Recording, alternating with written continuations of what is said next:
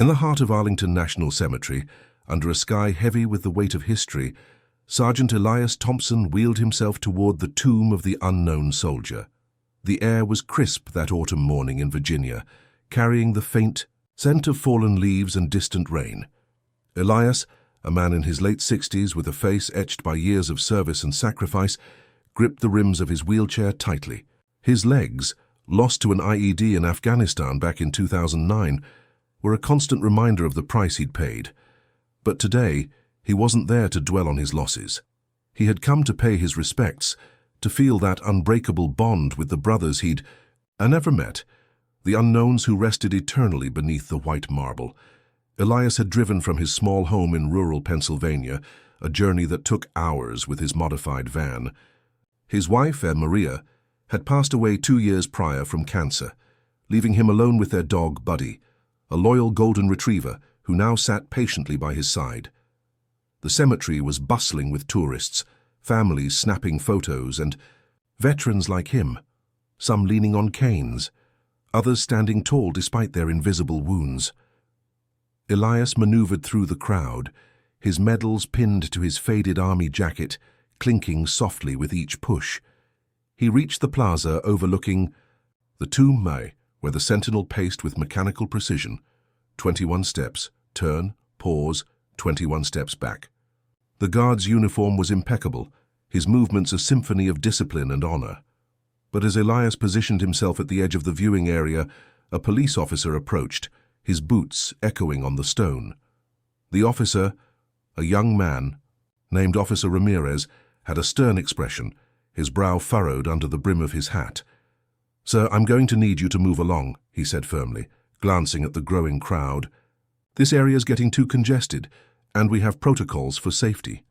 Elias looked up, his eyes meeting the officer's. There was no anger in his gaze, just a quiet resolve mixed with the fatigue of a lifetime. "Officer, I've come along. Wait, just a few minutes to watch the changing of the guard. It's important to me." Ramirez shifted uncomfortably, his face softening for a split second before hardening again. He was new to the detail, assigned to maintain order in this sacred place. But he knew the rules.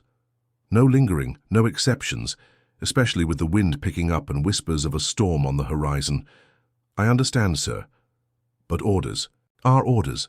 Please move to the designated viewing spot over there." Elias felt a knot in his stomach. He wasn't one to argue. He'd followed orders his whole life. But this felt different. This was his place, his connection to the fallen. Buddy whined softly, sensing his owner's distress, and Elias patted the dog's head, his hand trembling slightly. Around them, oust onlookers began to murmur, some casting sympathetic glances, others oblivious, lost in their own worlds. A young mother with 2 children nearby whispered to her kids, pointing at Elias's wheelchair and medals, her face a mask of quiet respect. As Elias began to turn his chair, resigned to comply, the sentinel on duty, Staff Sergeant Marcus Hale, completed his march and came to a halt. Marcus, a tall figure with sharp features and eyes that had seen too much in his tours in Iraq, noticed the exchange. Protocol was everything here. The guards were trained to remain stoic, emotionless, focused solely on their duty. Breaking it could mean reprimand, even dismissal from the elite unit. But something in Elias's posture, the way he held himself with quiet dignity, struck a chord deep within Marcus. He remembered his own grandfather, a World War II vet who'd lost a leg in Normandy and never complained, always teaching him about quiet strength. The tension built as Ramirez placed a hand on Elias's wheelchair, gently but insistently urging him to move. Elias's face flushed with a mix of embarrassment and frustration, his lips pressing into a thin line. "All right, officer, I'm going." But then, in a moment that would change everything, Marcus broke his rigid stance. Instead of resuming his march, he turned slightly, his rifle at his side, and locked eyes with Elias. The crowd fell, silent, sensing the shift. Marcus's face, usually an impassive mask, showed a flicker of emotion, his jaw clenched, eyes softening with unspoken understanding. He raised his hand in a slow, deliberate salute. not the quick snap of protocol, but a lingering one, full of respect and shared pain. Gasps rippled through the onlookers. Ramirez froze, his hand dropping from the wheelchair. Elias's eyes widened, tears welling up as he returned the salute, his hand shaking but steady. Buddy sat up straighter, as if understanding the gravity. In that instant, the tomb's eternal flame seemed to burn brighter, symbolizing the unbroken chain of service and sacrifice. Marcus held the salute for what felt like an eternity, though it was only seconds. Then, with a nod almost imperceptible, he resumed his march, the click of his heels echoing louder than before. Ramirez stepped back, his stern expression replaced by one of quiet awe. "Sir, you can stay," he muttered, his voice barely above a whisper. "Take as long as you need." Elias nodded, wiping a tear from his cheek, his face breaking into a small, grateful smile. The crowd around him began to applaud softly, not in cheers, but in a respectful murmur of approval. A young boy, no older than 10, approached. Elias hesitantly, his mother encouraging him. "Thank you for your service, mister," the boy said, his eyes wide with admiration. Elias ruffled the boy's hair, his voice thick with emotion. "Thank you, son. It's folks like you that make it all worthwhile." As the changing of the guard commenced, Elias watched, feeling a warmth spread through him despite the chill in the air. Marcus, now relieved by the next sentinel, glanced back once more before disappearing into the guardhouse. Little did Elias know, this act of compassion was just the beginning of a connection that would bridge generations and heal old wounds. The moment lingered in the air like a sacred pause, the applause fading into the rustle of leaves as the new sentinel took his post. Elias remained there, his wheelchair anchored to the spot, absorbing the weight of what had just happened. His mind raced back to the dusty roads of Kandahar, where he'd led his platoon through hell, only to be airlifted out after the blast that claimed his legs and 2 of his brothers in arms. Since then, life had been a series of battles, physical therapy, the loss of Maria, the isolation that came with disability. But here, in this hallowed ground, a stranger's gesture had pierced through the fog. Officer Ramirez, still, standing nearby, rubbed the back of his neck, his face a canvas of conflicting emotions. Guilt etched his features, his dark eyes darting between Elias and the tomb. He'd joined the force to protect and serve, inspired by his immigrant parents from Mexico, who taught him about hard work and respect, but enforcing rules sometimes blinded him to the human element. "Sir, I apologize," he said softly, approaching. "Elias again, I didn't mean to. I just follow the book."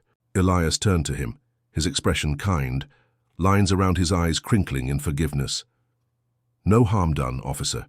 We all have our duties. Yours is to keep this place safe. Mine was to keep our country safe. Sometimes lines blur." Ramirez nodded, a small smile breaking through. "My dad served in the Gulf War. He always said compassion is the real uniform. Guess I forgot that today." As they spoke, a small group gathered, veterans recognizing one of their own, families drawn by the emotional pull. Among them was an elderly woman, Mrs. Lena Cartwright, who leaned on a walker, her face weathered but her eyes sharp. She had been visiting her husband's grave nearby, a Korean War hero buried among the rows of white headstones. "I saw what that guard did," she said, her voice trembling with emotion. "Reminds me of my Harold. He would have done the same." Elias listened as Lena shared stories of her life, her hands gesturing animatedly despite her frailty. Her tales wove in elements of American heartland culture, the backyard barbecues with apple pie, the 4th of July fireworks in small-town Ohio, the way Harold would tip his hat to strangers with a howdy. It built a bridge, making Elias feel less alone. Buddy nuzzled against Lena's leg, eliciting a chuckle from her, her face lighting up with genuine joy. Meanwhile, inside the guardhouse, Marcus Hale paced, his heart pounding. Breaking protocol wasn't something he did lightly. The tomb sentinels were elite, sworn to an oath of perfection, but seeing Elias, wheelchair-bound yet proud, had stirred memories of his mentor, Sergeant Major Reyes, who had guided him, through basic training like a father. Reyes, a tough but kind man from Texas, had taught him that true honor sometimes meant bending rules for humanity's sake. Marcus's face showed the internal struggle, brows furrowed, lips pursed, as he debated reporting himself. Back outside, the tension escalated when a supervisor approached Ramirez, his radio crackling. "What happened here? We have reports of a protocol breach," Ramirez explained, his voice steady but eyes pleading. Elias interjected, "It was my fault, sir. I was in the way. The guard just showed respect." The supervisor, a grizzled veteran himself named Captain Ellis, looked at Elias's medals and softened. "At ease. We've all been there." As the afternoon wore on, Marcus emerged from the guardhouse during his break, still in uniform but off-duty. He approached Elias cautiously, his posture straight but his eyes warm. "Sergeant Thompson, I couldn't just watch." Elias's face lit up with surprise and gratitude. "How'd you know my name?" "Overheard it. I'm Staff Sergeant Hale. Served 2 tours, lost friends too." What followed was a conversation that flowed like a river, deep and revealing. Marcus shared about his deployments, the nightmares that followed, and how guarding the tomb gave him purpose. Elias opened up about Maria, how her support had been his anchor, and the paternal role he'd taken with younger vets in his community, mentoring them through VA programs. Their bond formed quickly, like father and son, with Elias offering wisdom born of experience, reminders to seek help, to cherish family, to find compassion in duty. Lena joined in, her stories adding layers. Her emotions raw as she teared up recalling Harold's letters from the front. The group shared laughs over shared American experiences, Thanksgiving turkeys, baseball games at Yankee Stadium, the comfort of a hot dog at a county fair. Buddy chased a leaf, bringing levity, his tail wagging furiously. But tension simmered beneath. Marcus knew repercussions might come. As rain began to drizzle, symbolizing the storm within, Elias placed a hand on Marcus's shoulder. "You did right, high son. Sometimes humanity trumps protocol." Marcus nodded, his face a mix of relief and resolve, eyes glistening. The connection deepened, promising more than a fleeting moment. The afternoon sun hung low over Arlington National Cemetery, casting long shadows across the marble steps of the tomb of the unknown soldier. James Harlan sat in his wheelchair, his hands gripping the armrests tightly, knuckles white against the faded olive green of his veteran cap. The guard, Marcus Thompson, had just broken protocol, stepping slightly out of his rigid march to acknowledge James. But now, as the crowd murmured in hushed tones, a ripple of tension spread through the air. One of the police officers, the same one who had earlier ordered James to move along, approached with a furrowed brow, his radio crackling softly. "Sir, this area is restricted," the officer said firmly, his voice carrying the weight of authority, eyes darting between James and Marcus. "We can't have civilians this close, even veterans. Protocol is clear."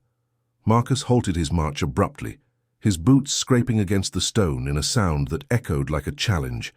His face, usually an impassive mask of duty, now showed a flicker of defiance, eyebrows knit together, jaw set in quiet determination. He turned to the officer, standing tall in his crisp uniform, the insignia of the 3rd U.S. Infantry Regiment gleaming under the light. "With all due respect, officer, this man served in Vietnam. He lost his legs defending the freedoms we honor here. If protocol means turning away someone like him, then maybe it's time to remember why we guard this tomb in the first place." The officer's expression softened slightly, a hint of conflict crossing his features, lips pursed, eyes narrowing as he weighed his options. Around them, the crowd had grown silent, tourists from all over the states, families from Texas, with cowboy hats, a group of school kids from New York clutching American flags, watching with bated breath. James felt a surge of emotion welling up inside him, his throat tightening. He hadn't come here expecting this. He just wanted a moment to pay his respects, to feel connected to the brothers he lost in the jungles of Southeast Asia. Memories flooded back, the humid air of Da Nang, the crack of gunfire, the faces of his platoon mates. young men from small towns like his own in rural Kentucky, sharing stories over cans of sea rations, dreaming of home-cooked meals like fried chicken and cornbread. As the standoff continued, Marcus knelt down beside James, his movements deliberate and respectful, ignoring the protocol that demanded he remain at attention. "Tell me about your service, sir," Marcus said softly, his voice steady but laced with genuine curiosity. "What unit were you with?" James's eyes misted over, his weathered face creasing into a bittersweet smile. "101st Airborne, son. Screaming Eagles. We jumped into hell and fought our way out. Lost good men, too many, but we held the line." The officer hesitated, his hand hovering near his radio, the internal struggle evident in his shifting stance. A superior from the cemetery staff approached, drawn by the commotion, her face stern but not unkind. A woman in her 50s, with a name tag reading Elena Ramirez, likely a descendant of Mexican-American immigrants who had served in World War II, as was common in many military families.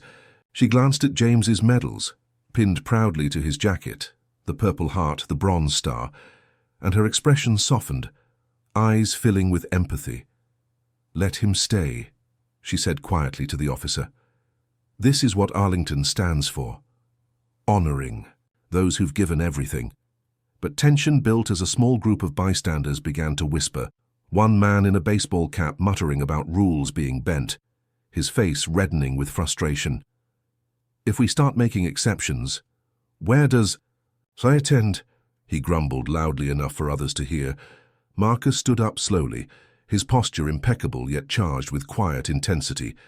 He resumed his march but paused again, breaking the rhythm once more. A clear violation that could cost him dearly. The air grew thick with anticipation, James's heart pounding in his chest. Would this act of compassion unravel into conflict? The veteran reached out a trembling hand, placing it on Marcus's arm. "Don't risk your post for me, son. I've faced worse." Yet Marcus's eyes locked onto James's, a spark of shared understanding passing between them. In that moment, the guard's face revealed layers of emotion, respect, sorrow, and an unyielding sense of brotherhood. He had his own stories, whispered in barracks over late-night coffee, about deployments to Afghanistan, the dust and danger of Kabul, the loss of comrades that haunted his dreams. This wasn't just protocol, it was personal. As the sun dipped lower, painting the sky in hues of orange and pink, the officer finally relented, stepping back with a nod. "All right, but keep it brief." The crowd exhaled collectively, a wave of relief washing over them. James wheeled closer. To the tomb, Marcus resuming his watch but now with a subtle nod of acknowledgement. Conversations bubbled up, stories of service shared among strangers, a young boy asking his father about the meaning of sacrifice. It was a reminder of America's fabric, diverse, resilient, bound by threads of humanity. James closed his eyes, whispering a silent prayer for the unknown soldiers, feeling a warmth in his chest he hadn't known in years. But the tension wasn't fully resolved. Whispers of potential repercussions for Marcus lingered, adding an undercurrent of uncertainty. Would this act of kindness come at a cost? James wondered, his face etched with concern, as the guard's stoic expression hid a storm of inner conflict. As the ceremony at the tomb of the unknown soldier drew to a close, the changing of the guard commenced with its usual precision, boots clicking in unison, rifles shouldered with mechanical grace. But for James Harlan, the wheelchair-bound veteran from Kentucky, this day had transformed into something profound. Marcus Thompson, the sentinel who had dared to break protocol, now stood vigil with a renewed sense of purpose, his face a portrait of quiet resolve, eyes steady despite the weight of what he had done. The crowd began to disperse, but a few lingered, drawn to the unfolding scene. James T., his hands folded in his lap, looked up at Marcus with gratitude shining in his eyes, wrinkles deepening around them, a single tear tracing down his cheek. "You didn't have to do that, son," James said, his voice rough from years of silence on these matters. "But you reminded me that compassion still exists in this world." Marcus, pausing once more in his march, a final, subtle breach, knelt. Again his uniform crisp against the stone. "It was my honor, sir. My grandfather was in Korea. He came home broken, but people like you paved the way. We guard this tomb to remember, not to forget the living." The emotional intensity peaked as James shared more fragments of his past, the chaos of Tet Offensive, the camaraderie in foxholes over shared smokes and tales of hometown barbecues, ribs, slathered in tangy sauce, the kind you'd find at a 4th of July picnic in Louisville. Marcus listened intently, his expression softening, brows relaxing as he absorbed the stories. Secondary figures emerged with their own depths. The police officer, now off to the side, his stern facade cracking into a small smile, revealing a man who had served in the Gulf War, haunted by similar scars. Elena, the staff member, joined them briefly, her face warm with empathy, sharing how her family's immigration story from Mexico intertwined with American military service, blending cultures in a tapestry of sacrifice. Tension that had built earlier now gave way to resolution, but not without a poignant twist. Word spread quickly among the guards. Marcus's superior approached, face stern, lines of disapproval etched deep. "Thompson, you know the rules. This could mean a reprimand." Marcus stood tall, accepting the consequence with dignity. His chin lifted, eyes unwavering. "Understood, sir. But if guarding the unknown means ignoring the known heroes among us, then what's the point?" James intervened, wheeling forward, his voice steady despite the emotion choking it. "Don't punish him. He showed humanity when it was needed most." The superior paused, his expression shifting from authority to reflection, eyes softening as he glanced at James's medals. In a moment of quiet deliberation, he nodded. "Consider it a lesson in discretion. Carry on." Relief flooded the group, faces lighting up with smiles. The crowd, now fully engaged, applauded softly, a spontaneous show of support that echoed through the cemetery, blending with the distant calls of birds and the rustle of American flags in the breeze. James and Marcus exchanged contact, information, promising to stay in touch, forging a bond that felt paternal, like a passing of the torch from one generation of warriors to another. As the sun set, painting Arlington in golden light, James wheeled away, but not before one last look at the tomb. He felt whole again, the weight of isolation lifted by this act of kindness. Marcus resumed his post, his march impeccable, but now infused with deeper meaning. The story of that day spread, whispers in veterans' halls, posts on social media highlighting compassion over rigidity, inspiring others across the nation from bustling cities like Chicago to quiet towns in the Midwest. In the end, it wasn't just about breaking protocol. It was about humanity triumphing, reminding everyone that in the heart of America's sacred grounds, empathy could bridge even the strictest divides. James returned home to Kentucky, sharing the tale over family dinners of potluck suppers. With collard greens and sweet tea, his spirit renewed. Marcus, forever changed, continued his duty, carrying James's story as a silent vow. And so, in the quiet aftermath, the tomb stood as a testament not only to the unknown, but to the unbreakable spirit of those who serve and those who honor them.